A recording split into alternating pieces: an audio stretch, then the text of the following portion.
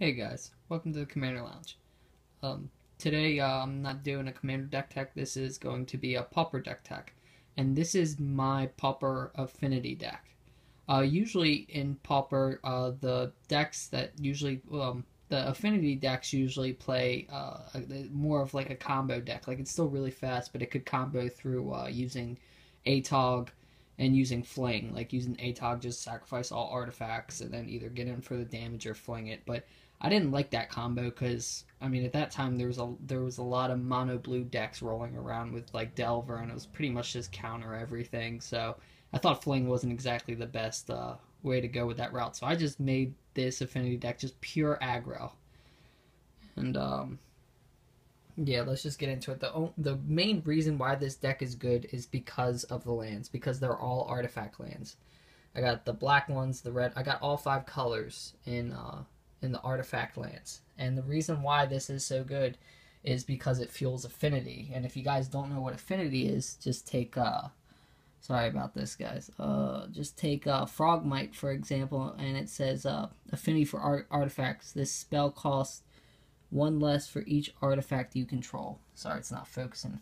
But yeah, honestly, if Modern allowed, like I understand why that they don't allow these lands in Modern, but if Modern was, allowing these lands, I'd probably be playing Modern right now because I just don't like, how they, it basically is the artifact deck in Modern. It should be called Robots. It's not really Affinity. Doesn't feel like Affinity at all. You need to run these lands, and I think Mirror Enforcer is a big part of it. And so is Thoughtcast. I know Thoughtcast still can be used in the modern decks, but I mean you just get so much use out of Thoughtcast in this deck. So how this deck runs, you basically just run out a whole bunch of little artifacts like Ornithopter. If you guys don't know, because of the glare, it's a 0/2 flyer for 0. Run Court Homunculus, which is a 1/1, but if you control an artifact, it's a 2/2, so it's 1 white for a 2/2. Run Frogmite, which once again costs 4 for a 2/2, but it costs 1 less for each artifact, so most of the times it's going to be free. Vault Scourge is extremely good in this deck, because sometimes you can just win outright with Vault Scourge if they don't have an answer. It's a, Phyrexian black 1, so you pay 2 life, pay 1 most of the time. And it's a 1/1 flying lifelink. And the best part about it is with these equipments, yes, cranial plating is banned in Pauper, so instead we use Bone Splitter. And you know what? Bone Splitter is pretty effective, especially in Pauper. It's really effective in Pauper. I mean, you put Bone Splitter on Vault Scourge, it's just the next turn it's hitting in for 3. It's gaining you that 1 life back plus 2 extra. Like, it really starts swinging games in your favor when you put these two together. And then for my backup, I use Rancor, which there's a lot of the Affinity decks don't use. I think Rancor is perfect with Vault Scourge because once you see him get turn into a 3/1, people are gonna just want to kill it. And what's better than killing it and then getting this back so you can put it on a future Mirror Enforcer, which a Mirror Enforcer is a, sorry if you can't see it, guys. It's a 7 converted mana cost 4/4, and it has Affinity for artifacts. So, I mean, Rancor on a 4/4 sounds really good in Pauper, because Pauper usually, toughness 4 is like the sweet spot in Pauper, which it's because, it's all commons. It's tough to get past that in common rarity unless you're going late game, and that, that rarely happens. So, yeah. So, one of the big cards in this deck is Springleaf Drum. Springleaf Drum can help you go crazy on turn 1. It is 1 mana, you tap it, and tap an untapped creature you control and add 1 mana of any color to your mana pool. This card combos real well with Ornithopter on turn 1 to just start getting things going. Next for the land fixing, I have Prophetic Prism. And I see other people running like Chromatic Star and stuff like that where you just sacrifice it. I really wanted something more permanent, and I know I have to pay 1 extra for that, but I'm fine with that. Because, I mean, it's still cantrips, and it's permanent. Because I'm playing, like, I don't know if all the Affinity deck plays pure 5 color, but, like, I need this out. Like, if I don't have Springleaf Drum, Prophetic Prism's fine, I just want to make sure I hit my 5 colors. Another card that would not make this deck work is is Thoughtcast. Thoughtcast is draw 2 cards for essentially 1 mana. It really says 5 mana, but it's affinity for artifacts. Sorry that this is blurry. Like, I'm trying to get it to focus. It's not really doing anything. So I'll just explain it to you guys.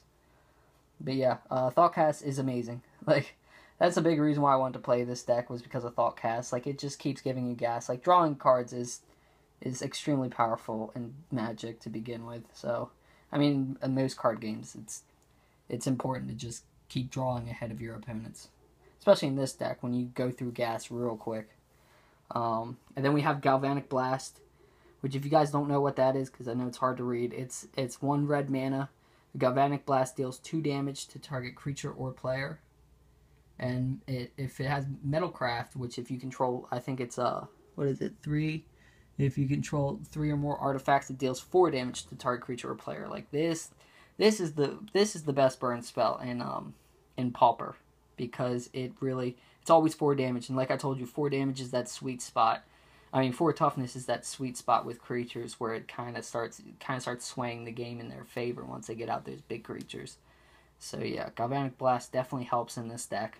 And then the last card I put in, 1 Rush of Knowledge, which it's so tough to cast.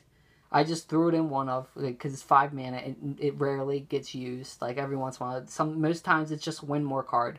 But when you're aggro against aggro and you get in this, like, kind of like a stalemate situation, you pay 5 mana, you draw a card equal to the highest converted mana cost among permanents you control. So you want to aim for Mirror Enforcer, because that's 7 converted mana cost, so that would grab you a whole new grip.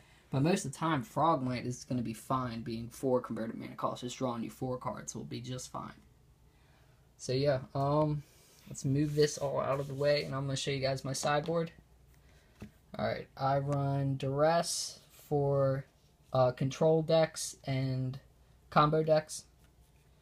Which Duress, target opponent reveals his or her hand, you choose a non-creature, non-land card, and they discard it. I use Negate mainly for mono black control, because they run a lot of sorceries like whatchamacallit, Corrupt. They do a lot of sorcery kind of spells to close out the game and stuff like that. And then I run Pyroblast for the mono blue decks, and Delver Fiend works too. Got a playset of those. And then we run Electrickery for goblins, green, white, infinite tokens decks, like all that stuff. Because a lot of time they'll make infinite tokens in the green, white deck, and then you'll need to draw this off the top, or else you, of course, lose. So I think I run 3 of these, yeah. And then you guys might not know this card outside of Pauper. It is called Gorilla Shaman. These 3 cards are for the mirror match. Well, kind of mirror match, because most of them are playing a Tog. And it's 1 red mana for a 1/1, and you pay 1 and XX, and you destroy target non-creature artifact with casting cost equal to X. So essentially, in an affinity deck, you'll just pay 1 and 0, and you'll just nail their lands out of the way. So you'll just, it's the best card. Turn 1, you put this out, Affinity will instantly concede to you, because they can't keep going with it. It's too good. Like, it'll just take out all their lands, and then they won't be able to keep up. And then we have Ancient Grudge for when they get past that. Once they get enough lands where it doesn't matter, you got a 2 mana way to destroy artifact and flash it back. So yeah, this is my Pauper Affinity deck. It is very fun, very fast. Best turn 1 play in this deck has to be turn 1, any land, Ornithopter, Springleaf Drum, tap it, tap Ornithopter, bring out Court Homunculus, and then go Frogmite, Frogmite, Frogmite. That is 8 power spread across 4 creatures. That's real good. If your player does not, your opponent doesn't concede on that first turn, he is absolutely nuts, and he can't accept that he lost. But and if it's your turn and you're on the draw, if you're on the draw instead, you can even add once again, you gotta get extremely lucky for this, but you can add another Frogmite or a Mirror Enforcer to the list of things that you can drop on turn 1. So yeah, it's a very explosive deck. Yes, you can miss with this deck, and I think it's very competitive in Pauper. In my eyes, it does feel like tier 1. So Yeah, just let me know what you guys think about this deck. Let me know what you guys think about, maybe getting into Pauper and stuff like that. Um, I don't know. I have so much fun playing this deck on MTGO. Well, when I did, I've had some problems getting back on there, but I'm not too worried about it. I've been lately hooked on Hearthstone, anyways, or whatever it's called. Um, but yeah, just like, favorite, and subscribe, and you guys take it easy. Bye.